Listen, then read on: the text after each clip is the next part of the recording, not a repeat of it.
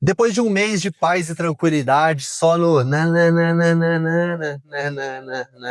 sem estresse, sem dor de cabeça, hoje o nosso Estraga Domingo voltou. Confesso que eu tava morrendo de saudade, mas só que essa saudade passa tão rápido depois que o jogo começa.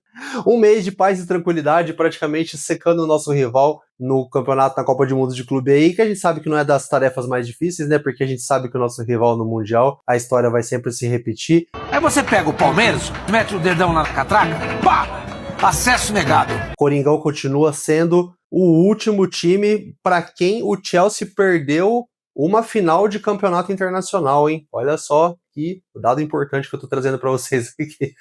Para quem falava que o Corinthians ganhou do São Caetano da Inglaterra, né? Teve duas chances de ir lá ganhar dos caras e não conseguiu ganhar. O Coringão segue sendo o último aí. Mas brincadeiras à parte aí, né? Acabou o Campeonato Mundial, vamos voltar para nossa realidade, que é o Brasileirão Série A. E o Coringão, infelizmente, não tá tão bem quanto eu esperava que estivesse nessa competição. E depois dessa pausa de um mês, né? Mas digamos que teve as férias dos jogadores, treinando mesmo 15 dias, eu não consegui ver muita evolução tática no time. O Coringão jogou naquele esquema ali, Hugo, Mateuzinho, Kaká, Gustavo Henrique, que foi uma das boas novidades dessa pausa aí, né, que deu tempo do DM recuperar alguns jogadores que estavam parados aí. Matheus Bidu, o Dorival optou por ele em vez do Angileri. Angileri entrou só no finalzinho do jogo. Ranielli, André Carrilho, José Martinez, Garro na armação, Romero e Memphis no ataque, que o Yuri ainda não deu tempo de voltar.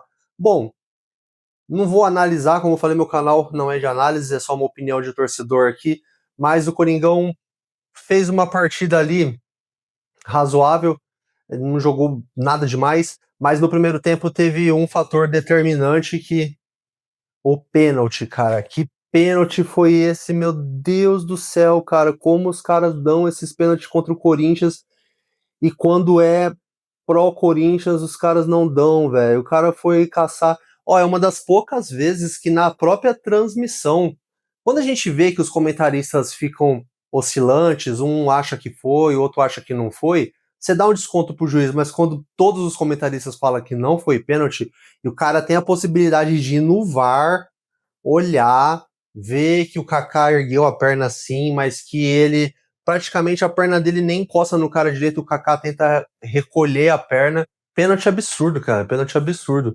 E não vou dizer que o Corinthians não ia perder o jogo se fosse por esse pênalti, porque tem uma postura que o Corinthians tem que eu detesto, cara, que eu detesto. Esse senso de urgência do Corinthians, esse senso de urgência de pressionar o adversário só surge quando o Corinthians está perdendo o jogo. Em vez de aproveitar que está jogando em casa para dar uma abafa e fazer o adversário se sentir incomodado de estar jogando na Neoquímica Arena, que tá aquela pressão, o time martelando o tempo inteiro, não. Fica ali, bolinha para lá, bolinha para cá, e quando toma um gol, aí tenta ir para cima com tudo. Bom, mas para nossa alegria, pelo menos no começo do segundo tempo, não demorou muito, não tivemos que sofrer muito. O Kaká já conseguiu empatar o jogo, né? Ele que foi protagonista do lance.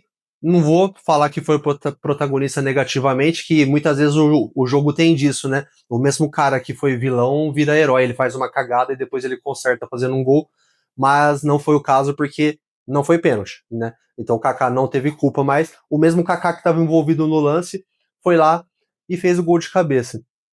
Depois disso, galera, o Corinthians pressionou. O Corinthians buscou o resultado, mas o Bragantino se mostrou aquela equipe que não ia ficar só atrás, esperando o Corinthians amassar, estava tentando também contra-atacar, né? E no finalzinho do jogo, os caras conseguiram. Mas eu vou chegar lá, calma, que eu me antecipei a umas coisinhas que eu gostaria de falar.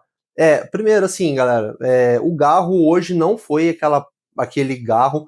Ele teve lances ali aonde ele mostrou eficiência, por exemplo, no chute na trave, mas que para mim o Garro, digamos, o Garro Prime teria mais tranquilidade para deslocar o goleiro naquela bola, não teria dado a bomba que ele deu. E as lindas assistências que ele deu pro Romero, que o Romero fez tudo certo, com exceção do chute que acabou chutando em cima do goleiro. Recebeu o lançamento, dominou, cortou o zagueiro, chutou, mas chutou. Para mim, ele devia ter chutado no canto oposto, não ali onde ele chutou. mas o Garro, assim, ele não fez, errou muito passe, e um dos erros do Corinthians também nesse jogo foi esse, errou muito passe, isso aí minou muito o jogo do Corinthians, porque o Corinthians conquistava a bola, já entregava a bola pro Bragantino de volta, isso aí atrapalhou bastante o jogo. Eu queria fazer um outro comentário também de uma coisa que me incomoda demais, cara, demais.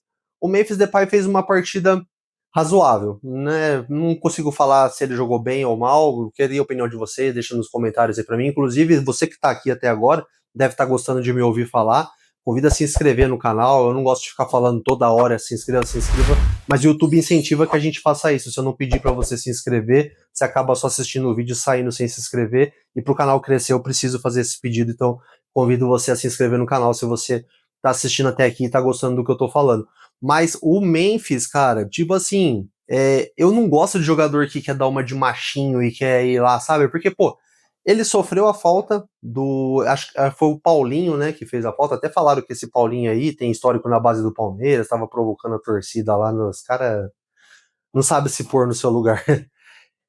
E o Memphis sofreu. Mano, o juiz já tinha marcado a falta. Qual que era a intenção? Faltava pouco tempo de jogo. Era o Memphis pegar a bola rápido e sair jogando. Não, cara, ele quis lá e dar uma de machão, ir lá peitar o cara, empurrar o cara. Pra que isso, velho? Se fosse o cenário contrário, o Corinthians ganhando o jogo, aí super apoiava. Beleza, man, faz isso mesmo pra dar aquela tumultuada, esfriar o jogo. O Corinthians precisava continuar ali em busca da vitória. O Corinthians estava jogando em casa, o empate não é para ser mesmo um resultado satisfatório. Mas assim, o Corinthians até teve chances, né? Como eu falei, teve esse chute do Garro, teve esse chute do Romero. Só que parece que quando a zica tá solta, finalzinho do jogo, um escanteio idiota que o Gustavo Henrique foi chutar a bola, deu o famoso dá aquela bica para frente que pega de rosto e a bola vai para trás, escanteio pros caras e gol do Bragantino praticamente ali no último lance do jogo.